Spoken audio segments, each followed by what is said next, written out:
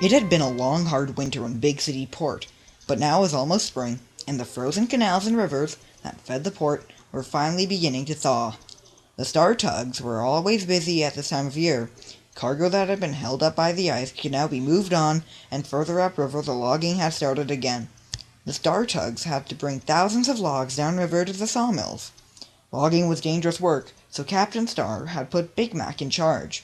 He was one of the biggest tugs, and was very wise. He and Sunshine were guarding a huge float of logs down the river from the lake. "Steady on, Sunshine," called Big Mac. "These logs could sink us if we're not careful." "I don't think logging was this tricky," groaned Sunshine as he tried to clear a log jam. "The tighter the logs are tied, the better. Isn't that right, Big Mac?" "No way. If the logs are packed too tight, the friction between them will cause a fire," replied Big Mac, looking worried. "Sunshine's very willing, but I wish I had some more experienced help," he thought to himself. "This is a serious jam, maybe too serious for the two of us."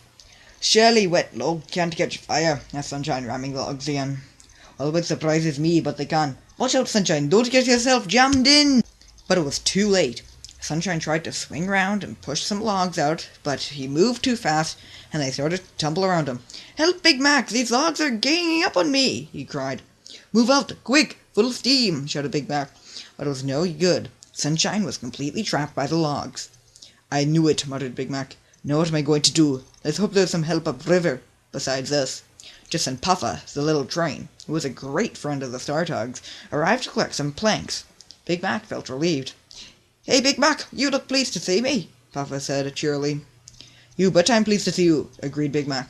"Sunshine's trapped in a log jam, and we haven't got much time before. You must go and get help, quickly." "Before what, Big Mac?" asked Puffa, stopping to look. "Never mind, just go," begged Big Mac, growing anxious as he noticed a wisp of smoke in the logs. Okay, I'm on it right now, don't you worry," and Puffa chuffed off downriver. "It doesn't seem quite so cold anymore," shouted Sunshine. "How long have we got before the fire, Big Mac?" "Never timed it, but don't worry, we'll have you out of there in no time." But Big Mac was worried. He was not clearing the logs fast enough. 10 Cents was working at the Upriver Pier when he heard Puffa hooting. "You in trouble, Puffa?" he shouted.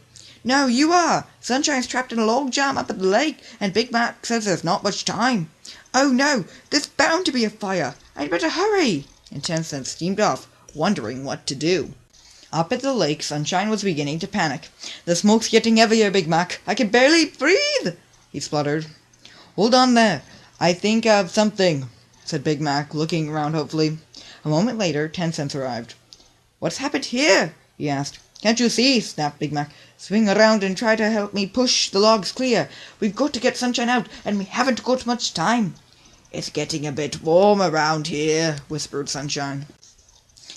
Now the smoke was beginning to get much thicker, and Big Mac thought he could see flames. Time was running out. Then Billy Shoepack, the alligator tug, carrying a full load of dynamite, came steaming round the bend on his way to Big City Port. "Turn round and get that dynamite away, Billy!" yelled Sunshine. "I'm in enough trouble already, and dynamite and flames don't mix." "That's a warm welcome," laughed Billy. "Having a bad day?" "It'll be too warm if you don't get out of here," repeated 10 Cents, and then he thought again. "No, stop! Maybe you can help." "Billy Shoepack to the rescue again!" laughed Billy. "What can I do for you?" "This is serious, Shoepack," said 10 Cents sternly. "Can't you see the smoke? These logs are about to catch fire. We haven't much time. Could you give us just a little blast, just enough to get Sunshine out?" Big Mac looked horrified. "No way, he'd blow Sunshine up as well." Sunshine was feeling desperate.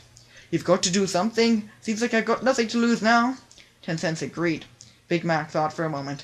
If the huge mass of logs were to set down river, they could destroy everything in their path. But he couldn't just abandon Sunshine. "Go ahead, Shoepack, but just a little explosion. We'll face the consequences later." Billy Shoepack took charge and fixed a small amount of dynamite. "All set, get well back, everyone." "If only I could," moaned Sunshine. "Is that going to be a big bang, is it?" "Very controlled, Sunshine. 3, 2, 1, and he pressed the button. Bang! I'm free, shouted Sunshine through the smoke. "Hey, is there anyone out there?" "Yes, we're all fine, Sunshine," replied 10 Cents, "and it's blown out the fire too." "Some controlled explosion," shouted Big Mac. "Look!" As they turned round, the great pile of logs fell apart and pushed others towards the barges holding them in place. The power of Billy Shoepac's explosion had turned the logs into a huge battering ram, and the barges couldn't take the strain. The logs forced them aside and rushed downriver, heading straight for Uptown. "Those logs should wreck Uptown!" cried 10 Cents. "Where's Puffer? He's our only hope now!" That moment, Puffer came steaming round the corner. "Hey, Puffer!" yelled Big Mac. "Go and warn Uptown that the log dam is broken!" The rails were slippery and dangerous after the snow and frost, but Puffer went as fast as he could. The tugs followed the logs down the river. "It's a race against time, but I'm going to beat them. Not stopping for anything. Just keep going," Puffer panted to himself as he sped along. The railway track ran alongside the river, and gradually he drew level with the logs as they hurled along. Just before he reached Uptown Pier, he overtook them and began hooting a warning.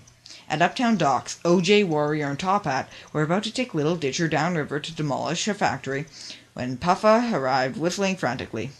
"What's that, Puffer?" asked O.J. "You look worried." "You could say that," gasped Puffer. "There's a mass of logs on the way from the lake. Get out of the way fast!" And he sped on towards the town. "They'll wreck the whole Quayside and us as well in this current," Top Hat pointed out. "Fine, we'll have to stop them before they reach Uptown." "Right here," said Warrior. "Come on, Warrior, be sensible," said O.J. "There's no way we can stop that many logs." "What about using Little Ditcher?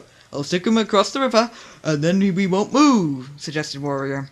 "Warrior's right for once, and we could line up on a slant to divert the logs away from Uptown," added O.J. "Well, I'm not so sure," said Little Ditcher. "I'll get smashed to bits." "You get smashed up anyway, there or here," said Top Hat ruthlessly. "Well, you may as well give it a try. Come on, get into line. I can hear the logs already." As fast as they could, the 3 tugs and Little Ditcher set out to save Uptown, bravely lining up across the river. Upstream, Big Mac, 10 Cents, and Sunshine looked on as the logs charged towards the small quay and demolished it almost instantly.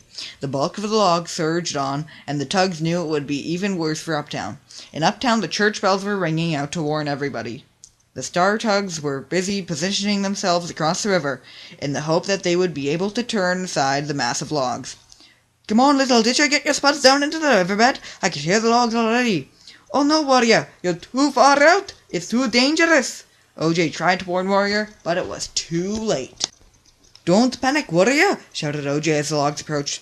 "We'll rev engines and push back as they bang. Push, everyone, push!" encouraged O.J. "It's working!" shouted Top Hat. "We've done it! We've saved Uptown!" The huge mass of logs was turned aside and sent on downriver, away from Uptown, towards the old factory. The logs smashed into the factory and finally came to a halt. When Big Mac, 10 Cents, and Sunshine finally arrived, they explained what had happened. They were relieved to see that Uptown was undamaged. But Big Mac was still concerned. "The owner of that old factory is in for a nasty surprise." "Now we've saved him the cost of the demolition, Little Ditcher's been done out of a job," laughed Warrior. "Mind you, I feel a bit homage to myself." "Well, I'm not surprised. You got the worst of it, Warrior." "You and Little Ditcher were lucky to survive," Top Hat announced. "You're the hero, Warrior," said Little Ditcher. "It was your idea to form a barrier. Without you, Uptown would be in smithereens." "And without Puffer, so would we," added O.J.